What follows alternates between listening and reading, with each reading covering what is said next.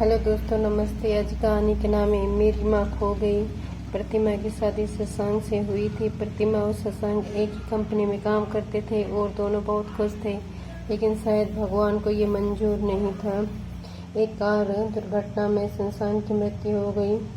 तब प्रतिमा माँ बनने वाली थी। 6 महीने बाद प्रतिमा ने एक सुंदर बेटे को जन्म दिया। उसका नाम रखा अंश। अंश जब 5 वर्ष का था तब प्रतिमा के सास ससुर की भी मृत्यु हो गई। अब प्रतिमा बिल्कुल अकेली हो गई थी। जिस कंपनी में वह काम करती थी उसी कंपनी में रचित नाम का एक लड़का काम करता था। उसने प्रतिमा के सामने शादी का प्रस्ताव रखा और ये भी वादा किया कि वह अंश की पूरी देखभाल करेगा। क्या रचित अंश से प्यार करता था? जिस बच्चे के भविष्य को सुरक्षित करने के लिए उसने दूसरी शादी की थी, वह बच्चा क्या उस परिवार से जुड़ पाया? प्रतिमा दूसरी शादी करके ससुराल आ गई थी।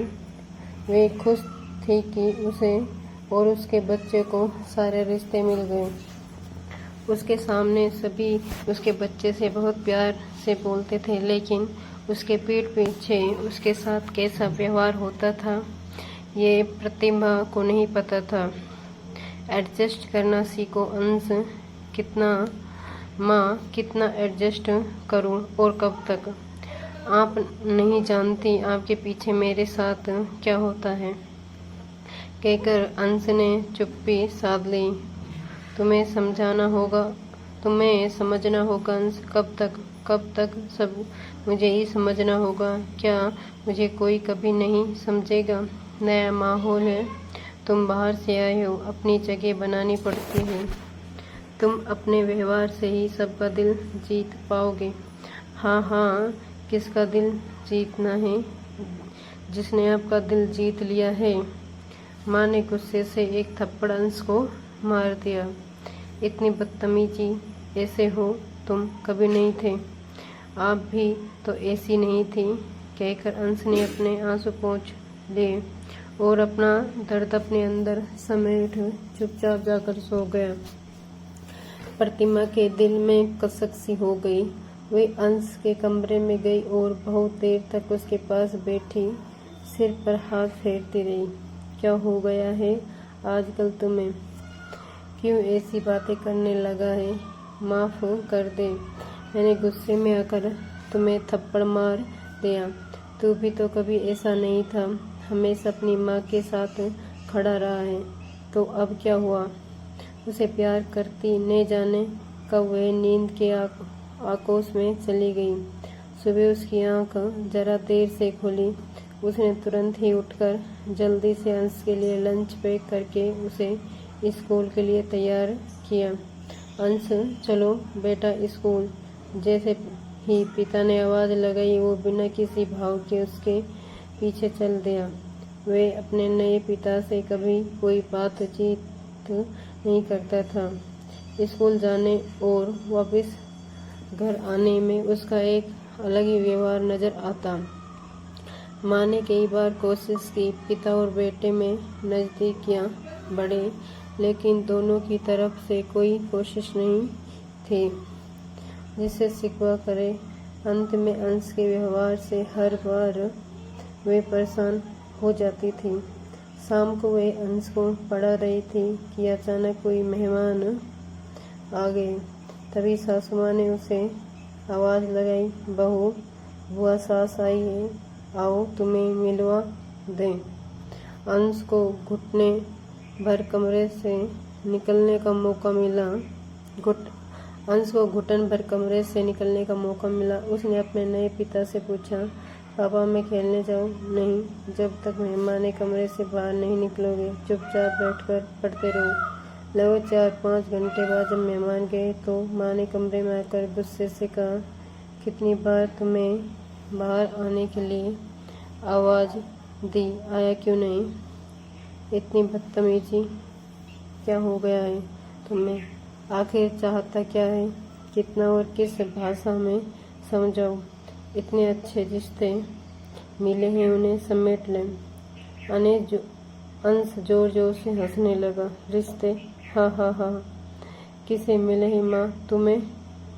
तुम यहाँ की बहू हो, तुम्हें सास ससुर पति रिश्तेदार सब मिले हैं, और मुझे आपके सामने ये मेरे पापा हैं, और जब आप नहीं तो चुप, बिल्कुल चुप हो जाओ। लेकिन आज उनसे चुप नहीं हुआ और बोलता रहा। मैं तो एक माध्यम था आप तक पहुँचने का। अब मेरा क्या काम? यहाँ किसने मुझे दिल से स्वीकार होगा? क्या आप कभी समझ पाई? नहीं समझेंगी भी कैसे आप? तो इन्हें समझने में लगी रहती हो। मेरा क्या होगा? मेरी तो माँ भी खो गई। वह जोर जोर से रोने लगा। माँ स्तंभित थी। अपने इस कदम पर अफसोस कर या खुशी करे? क्या सच में वो सबकी चाहत पूरी करने में इस कदर व्यस्त हो गई कि कभी ये सोचा ही नहीं कि जिस बच्चे की खुशी उसके भविष्य का सोचकर दूसरा विवाह कर रही है, यही मायनों में आज वो कितना खुश है। अंश ने माँ को रोता देखा तो भागकर चिपक गया और आंसू पोंछते हुए बोला, रो मत माँ, मैं पूरी कोशिश करूँगा तुम्हारे रिश्तों को अपनाने की। और वो उठकर अपने कमरे में चला गया। ऐसा है माँ मन ही मन सोचने लगी, जीवन एक बार मिलता है और हम भावनाओं में बहकर जल्दबाजी में निर्णय ले लेते हैं। क्यों हम नहीं समझ पाते कि किसी के सामान्य व्यवहार के पीछे कई वजह हो सकती हैं।